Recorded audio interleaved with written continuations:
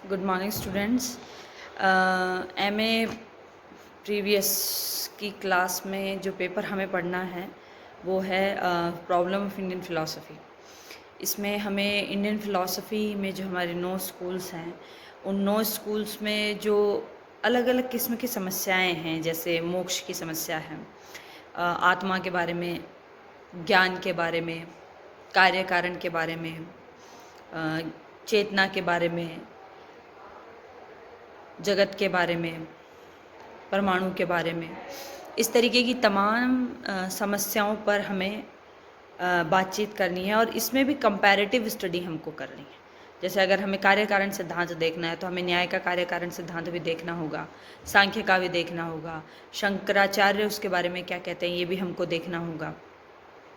इसी तरीके से जब हम मोक्ष की बात करते हैं तो मोक्ष को किस तरीके से अलग अलग स्कूल्स में बताया गया है, मोक्ष को प्राप्त करने के रास्ते कौन कौन से बताए गए हैं, उसके स्वरूप की अगर कहीं चर्चा हो रही है तो उसके बारे में क्या बताया गया है, तो हम ऐसा समझ सकते हैं कि इस पेपर में हमें भारतीय दर्शन की जो प्रमुख समस्याएं हैं उनका अध्ययन करना है। और इन प्रमुख समस्याओं में हम अलग अलग फ़िलासफ़ी, जो हमारे अलग अलग स्कूल्स हैं इंडियन फ़िलासफ़ी में, उनका कंपैरिजन करते हुए इस पेपर को पढ़ना है। तो जितनी प्रॉब्लम्स आपके दो किस्म की प्रॉब्लम्स होंगी, एक ज्ञान मीमांसा की समस्या है, एक तत्व मीमांसा की समस्या है। इन दोनों समस्याओं के बारे में हमको पढ़ना है। तो ऐसी ही एक समस्या है जिसे हम कार्य कारण की सिद्धांत कहते हैं, इस के बारे में भी हमें इसमें पढ़ना है। तो आज हम थोड़ा संक्षेप में कोशिश करते हैं इसको समझने की कि कार्य कारण सिद्धांत के बारे में अलग अलग फ़िलासफ़ीज़ ने क्या कहा है, किसे कारण कहा है, किसे कार्य कहा है, कितने तरीके के कारण बताए हैं और अपने सिद्धांत को दूसरों के सिद्धांत से अलग कैसे किया है। तो सबसे पहले तो हम ये जानना चाहें कि कारण क्या है। तो कारण कहा जाता है कार्य की उत्पत्ति जिससे होती है उसे कारण कहते हैं। इसके अलावा कारण वो है जो हमेशा कार्य से पहले आएगा, जिसे नियत पूर्ववर्ती कहेंगे, जो हमेशा ही उससे पहले आएगा, तात्कालिक रूप से उससे पहले आएगा, हमेशा उससे पहले आएगा। ऐसा नहीं है कि कभी आए और कभी ना आए। जैसे पूर्ववर्ती भी दो तरीके के मान सकते हैं, एक नियत पूर्ववर्ती, एक अनियत पूर्ववर्ती। अनियत पूर्ववर्ती हमेशा ज़रूरी नहीं है कि घटना से पहले हो, लेकिन नियत पूर्ववर्ती हमेशा घटना से पहले होगा। जैसे बरसात है तो हम इसका नियत पूर्ववर्ती बादलों को मानेंगे, लेकिन किसी फूल के खिलने को या किसी पशु के गुजरने को या किसी बच्चे के चिल्लाने को हम कभी भी इसका नियत पूर्ववर्ती नहीं कह सकते। तो ये हमारी नज़र में कारण है। कारण हमेशा कार्य से जस्ट पहले आता है। ये अभी कारण है, उसमें से कार्य की उत्पत्ति होगी। अब कार्य कारण के सिद्धांत को लेकर एक मत ये भी है कि कई लोग ये मानते हैं कि अनेक कारणों में से एक कार्य की उत्पत्ति होती है। कई ये भी मानते हैं कि नहीं, एक कारण से एक ही कार्य की उत्पत्ति होती है। तो जो अनेक कारणों से कार्य की उत्पत्ति मानते हैं वो बहु कारणवाद के सिद्धांत को फॉलो करते हैं, जबकि कुछ लोग जो ये कहते हैं कि एक कारण से एक ही कार्य की उत्पत्ति होती है, वो एक कारणवाद के सिद्धांत को स्वीकार करते हैं। अब इस कारणवाद को अलग अलग फ़िलासफ़ीज़ अलग अलग नाम से जानती है। जैसे सांख्य दर्शन उसको सत्कार्यवाद कहता है, न्याय दर्शन उसको असत्कार्यवाद कहता है, सांख्य का प्रकृति परिणामवाद भी कहा जाता है, और रामानुजाचार्य का ब्रह्म परिणामवाद कहा जाता है, शंकराचार्य का विवर्तवाद कहा जाता है, बौद्ध दर्शन उसे प्रतीत समुत्पाद के सिद्धांत के नाम से भी जानता है। तो पहले हम ये भी जान लेते हैं कि कारण के कुछ प्रकार हैं जिसको सभी समान रूप से स्वीकार करते हैं। जैसे 3 तरीके के कारण माने गए हैं: उपादान कारण, निमित्त कारण और असमवायी कारण। उपादान कारण वो कारण होता है जो सामग्री के तौर पर इस्तेमाल होता है, जिससे किसी वस्तु का निर्माण होता है या जिससे किसी घटना का उत्पत्ति होती है। जैसे मान लीजिए हमें घड़ा बनाना है तो मिट्टी यहाँ पर उपादान कारण का कार्य करेगी। मेज बनानी है तो लकड़ी कर सकती है, लोहा कर सकता है। कपड़ा बनाना है तो सूत या धागा उपादान कारण का कार्य करेगा। तो मतलब कोई भी वस्तु जो सामग्री के रूप में हमें इस्तेमाल होती है उसको हम उपादान कारण कह सकते हैं। अब निमित्त कारण क्या होता है? निमित्त कारण वो कारण है जो किसी वस्तु के निर्माण को गति प्रदान करता है, ऊर्जा प्रदान करता है, या जिसके कारण गति आती है उस प्रक्रिया में, उसे निमित्त कारण कहा जाता है। जैसे अगर कपड़ा बनाना है तो जो जुलाहा है वो यहाँ पर निमित्त कारण के रूप में इस्तेमाल होगा, ठीक है। और घड़ा बनाना है तो कुंभकार, मेज बनानी है तो बढ़ई, ये निमित्त कारण की तरह हमारे सामने आएंगे, ठीक है। अब एक होता है असमवायी कारण। असमवायी कारण बहुत मतलब सरल भाषा में हम यूँ समझ सकते हैं कि जो उपादान कारण में ही रहता है लेकिन मदद करता है वस्तु के निर्माण में। जैसे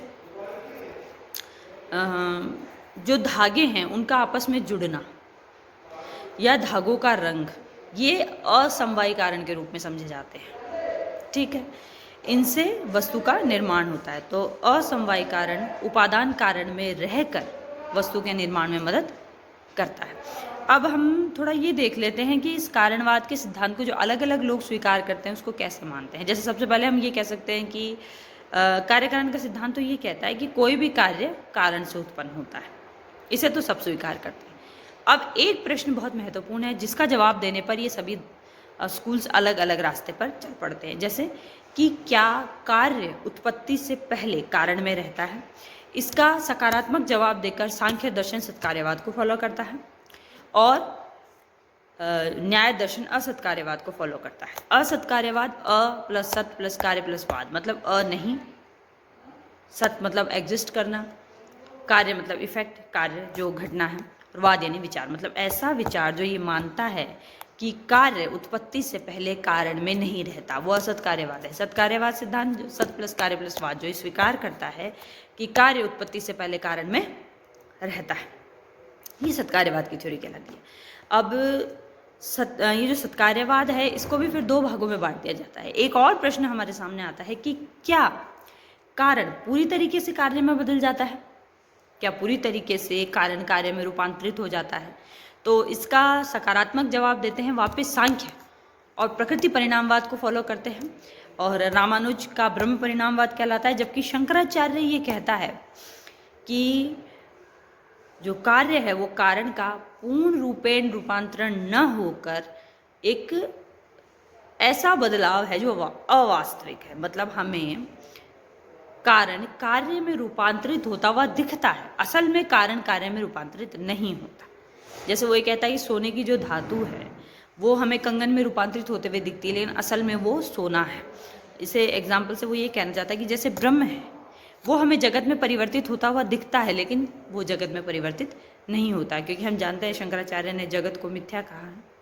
वो कहते हैं कि जगत एक विवर्त है ब्रह्म का। विवर्त का मतलब कोई चीज़ होती भी दिखे वैसी ना हो, उसे विवर्त कहेंगे। और अब वो लोग जो ये कहते हैं कि कारण पूरी तरीके से कार्य में बदल जाता है, उसमें एक तो सांख्य दर्शन है जो ये मानता है कि प्रकृति जगत में बदलती है, तो जो जगत है वो प्रकृति का पूर्ण रूपांतरण है। इसी तरीके से रामानुज ये कहते हैं कि जो ब्रह्म है वो जगत में बदलता है, तो जगत भी ब्रह्म का रूपांतरण है। ये सिद्धांत कुछ हमारे सामने आते हैं। न्याय इस कैटेगरी में नहीं आता, क्योंकि न्याय ये मानता है, जैसे मैंने पहले बताया कि न्याय असत्कार्यवाद को फॉलो करता है। न्याय ये कहता है कि जो कार्य है वो उत्पत्ति से पहले कारण में नहीं रहता, और अपनी बात को प्रूव करने के लिए वो कुछ आर्ग्यूमेंट्स देता है। जैसे सबसे पहली बात तो वो ये कहता है कि अगर हम ये माने कि कार्य उत्पत्ति से पहले कारण में रहता है तो हमें निमित्त कार्य की क्या ज़रूरत है, वो खुद ही चेंज हो जाए, या फिर चेंज करने की ज़रूरत ही क्या है, पहली बात।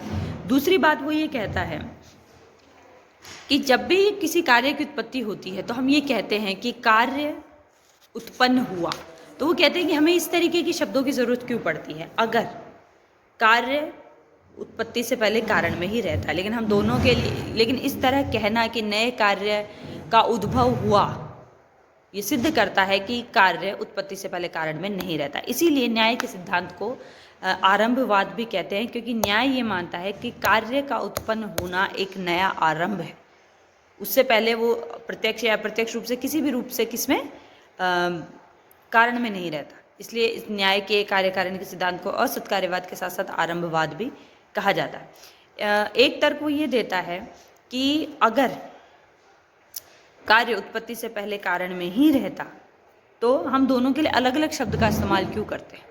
हमें दोनों को ही कारण कह देना चाहिए, हम दोनों को ही कार्य कह देते हैं, हम अलग अलग नाम देकर ये सिद्ध करते हैं कि दो अलग चीज़ें हैं। इसके अलावा न्याय ये तर्क भी देता है कि कारण का प्रयोजन अलग है, कार्य का प्रयोजन अलग है। दोनों के प्रयोजनों का अलग होना भी ये सिद्ध करता है कि कार्य उत्पत्ति से पहले कारण में नहीं रहता। जैसे मिट्टी के बने हुए घड़े में हम पानी इकट्ठा करते हैं, लेकिन मिट्टी में हम पानी इकट्ठा नहीं कर सकते। दोनों के प्रयोजन अलग हैं जो दोनों की भिन्नता को सिद्ध करते हैं।